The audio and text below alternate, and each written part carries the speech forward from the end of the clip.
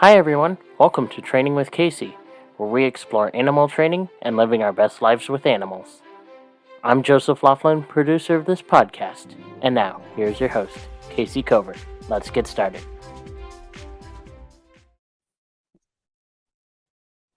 Hey, thank you, Joseph, for that introduction. This is Kayce of your host for Training with Kayce. And yeah, I got hit in the head last week, and I guess it's still showing. I have a special guest today, and I'm really delighted to share this person with you. This is a fantastic equestrian, and it's Denis Simard. And Denny, we've known each other for a little bit of time now. A little bit. Yeah, a little bit. And you are a classically trained equestrian from about the age of 8, right? Yes. And I know you've done multiple disciplines. I'll just name some of them. You rode polo. Yes. You did stadium jumping, gymkhana. You rode hunters. And then you actually rode dressage and Yes. competed at the 4th level. Yes. I'm in awe of that. And I have heard that dressage is the love dance of horses and that every horse should be able to do it and every horse should do it. And I'm really curious about your experiences with this and why and how you got started combining SATs with all these equestrian classical activities.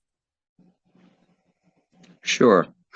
I got started with this because my own horse at the time was very resistant to the classical techniques. Mm.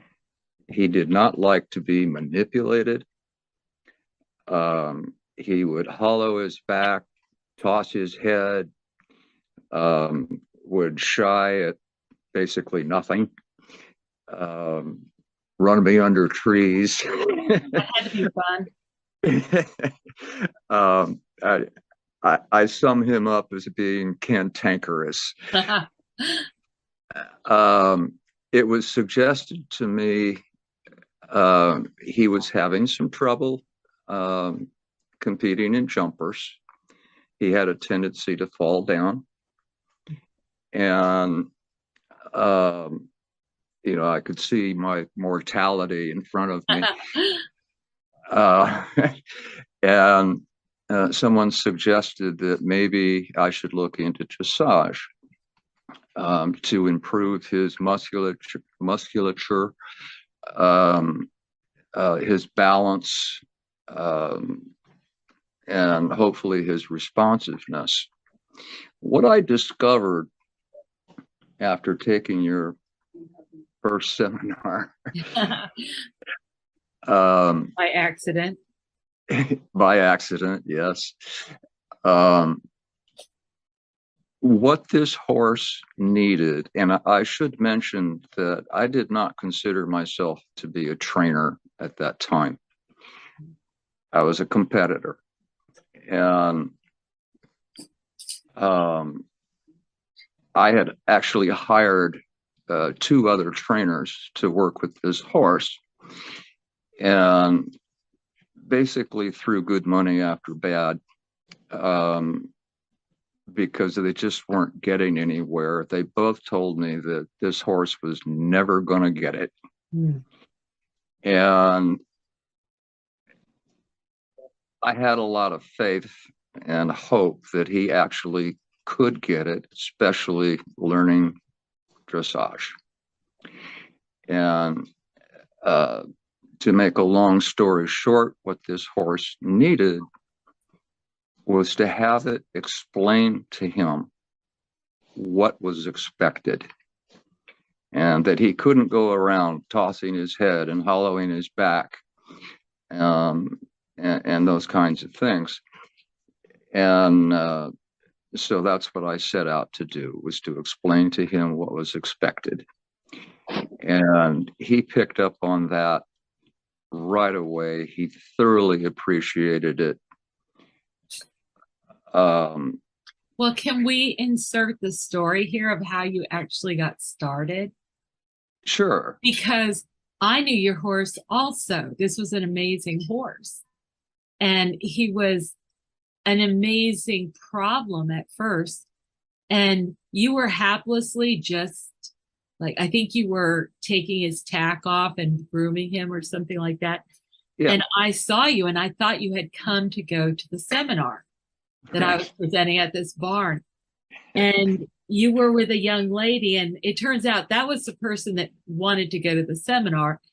But I saw you had your horse out, and I said, would you mind if we used your horse for demonstration purposes? And I remember this kind of surprised, speculative look like, gee, I don't know if that's such a good idea. And then you said yes. And I still didn't realize that you weren't planning to go to the seminar. No. So you came into the seminar, and I'm working with this horse that might want to like take me out. And I didn't even know it. I never even saw that aspect of his personality. So what I did see is I used name and explain and target to show him what we wanted to do. And he was very open to it. Yes. And he just went right along. He seemed like the smartest and best of horses. Yes. And I remember my surprise when you told me later that you didn't expect that from him. Yeah. And that you were surprised that he was so open, that you had thought of him as not being open. And so you took that little end of the thread where you saw this possibility with this other way of presenting things. And then you did amazing things with it, with Holiday. Do you want to like tell us more about that story? I just love that story. Well, the first part of that story was that I worked in a vacuum. I don't think I had any communication with you for another year after that. Yeah. But in the meantime, I had been trying, using bridge and target and name and explain. I was trying different things. I didn't have it down to a system yet. So there was a lot of experimentation about what would work with this horse and what wouldn't. And he would very clearly tell me what was working and what wasn't by whether or not he actually did what I asked. Oh, okay. Or refused, as the case may be. And so I worked up this, eventually, this systematic way of basically speaking to the horses and targeting. And I went on to train another horse, one of mine, after that. He got it right away because he was just a yearling when I got him. Oh. And so he basically didn't know anything else other than Sats. Wow. He's such a good boy. And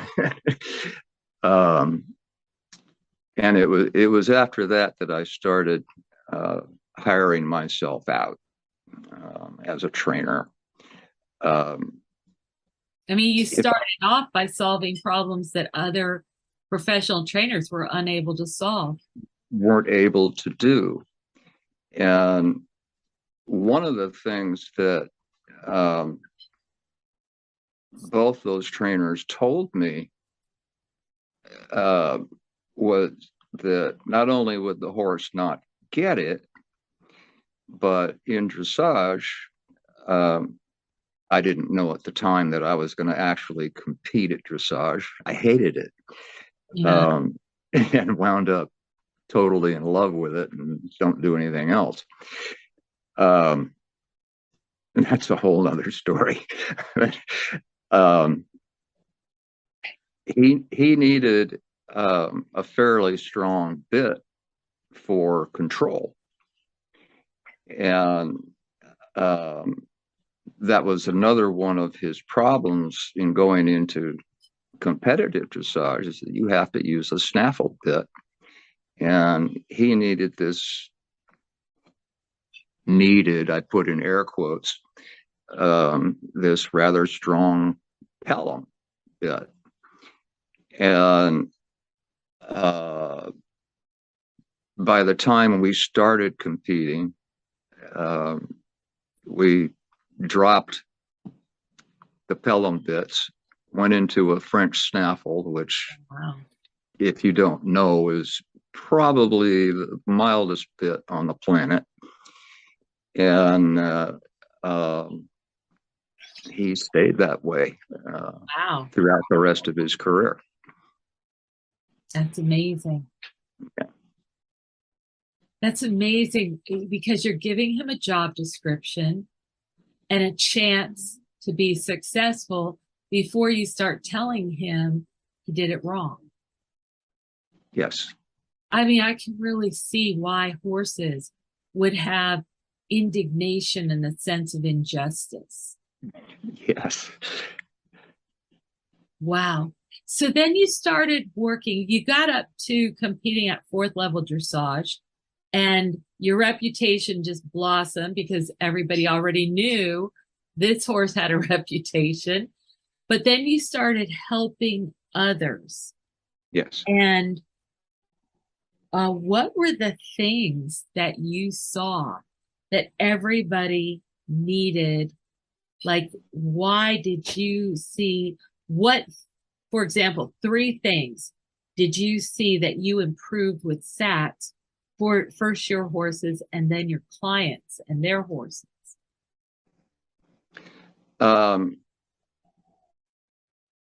Every horse is different. Every client's different. So I don't know that I can generally classify. But many of the problems that I saw with client horses were unresponsiveness. Mm. One of the horses I worked with, he was, I'm going to say he was dead-sided. That's really not the case. He was just being resistant. And what really warmed my heart was when the client human, after I'd worked with this horse for about a month, she said, "I've never seen this horse be so calm and responsive to anyone." Wow. So I was pretty happy about that. Wow, that's a wonderful thing. That's a lot of healing that went on. Yeah.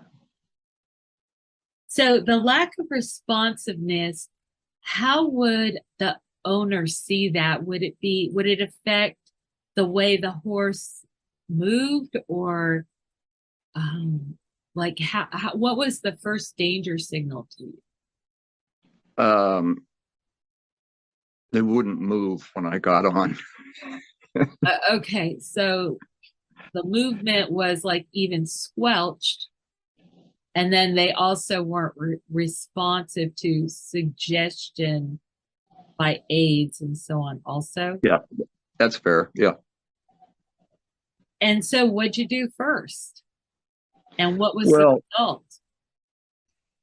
Well, the first thing I do with any horse is teach them the terminal bridge. And then I teach them to, at that point, I'm targeting with my hand. I have to transition to, I use the handle end of a dressage whip. I do too, by the way. Yeah, thank you.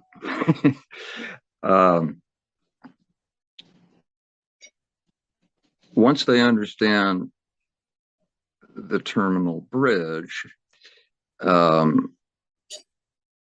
we need to teach the intermediate bridge. And then that's when I start teaching to target the end of the whip. And we start working on directions. And they need to know, the horse, need to know 4 directions: left, right, up, and down. And have to touch the target at each of those coordinates, if you will. And I also explain to the horse what their head is, because it's very important in this process that you can name different body parts. And we're going to use those body parts coupled with the directions. For example, if I'm teaching a shoulder in, they've got to be able to move their shoulder to the left or to the right. And incidentally, I want the head bent in the correct direction at the same time. So they need to know their head, they need to know their shoulder, and which direction I need those to go. Does the head always go in the same direction with the shoulder, or do they need to understand how those things can move relative to each other, or is it always the same? Well, for the shoulder in, you always want the head bent to the inside. But the shoulder in is just one of the movements. We also have the trave and the renve that involve the horse being in the opposite, that horse's head, in the opposite direction. So by naming directions, you could make it very clear to the horse right from the outset that this was going to change. Yes. I think that's really good, because if an animal has an idea that, okay, this is correct, and then you suddenly start asking to do something, how are they supposed to know what changes? Like, they're going to have a habit that they're going to tend to go back to. Yes, and it's natural for them to do that. It's not particularly natural to turn their head in the opposite direction for the trave and renve. However, it's very important that they learn how to do that, because it's a whole different balancing act, if you will, for the horse. When are you going to train your cat to do dressage or anything? I've started. She hasn't quite gotten it yet. No, I think she's got it all right, but I think you're the recipient. But she obviously likes you.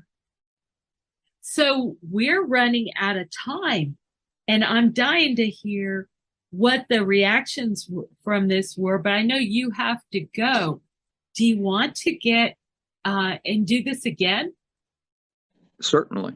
Let's do it, and let's talk about what the results were with your clients, and how this could apply to other people that aren't necessarily competitors. Do you think it has a broad application?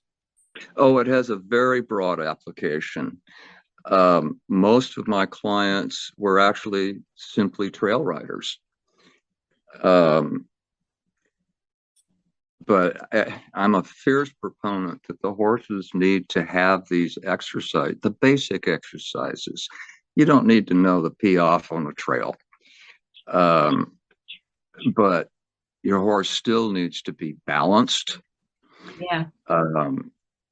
They may need a side pass to get around an obstacle, or things of that nature. It's trails, depends on where you're located, of course, but The trail might have many twists and bends in it. Boy, is it helpful if your horse can do a flying lead change, if you're cantering down those twists and turns, so that they remain upright and balanced. Yeah, so there's skills that could, help them, and that leads kind of to the idea also of their mental awareness of them, of those skills, like them understanding why they might want to apply something in a particular place.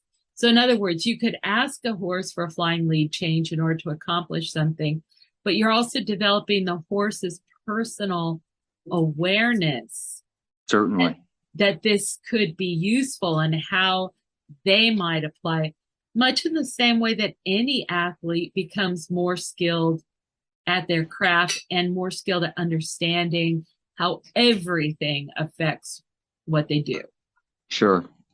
Wow. Okay. Well, I'm fond of saying you don't run a marathon without first exercising the muscles. yeah. And the flexibility, and any competitor will tell you so much of it is mental. Sure. Being in the right mindset and right headspace, I think they call it. Wow. All right. Well, thank you so much. And I'm looking forward to talking again. And for those of you that want to hear the next conversation we have, please subscribe and keep your eye out, and we will do this very soon. Well, thank you, Kayce. I appreciate you taking this time. Oh, it's really a pleasure. I'm excited and I look forward to it. Hey, take care and we'll see you soon. Okay, you too. Bye-bye. Bye. Hey fans, are you enjoying Training with Kayce? Don't forget to subscribe to the podcast on iTunes or wherever you get your podcasts from. Also, don't forget to subscribe to Kayce Cover on YouTube.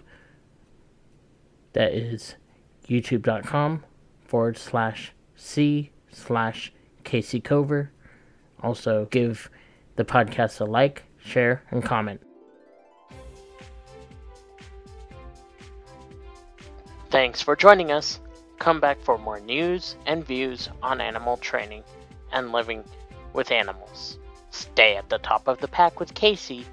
This is Joseph Laughlin, producer of Training with Kayce. See you next time.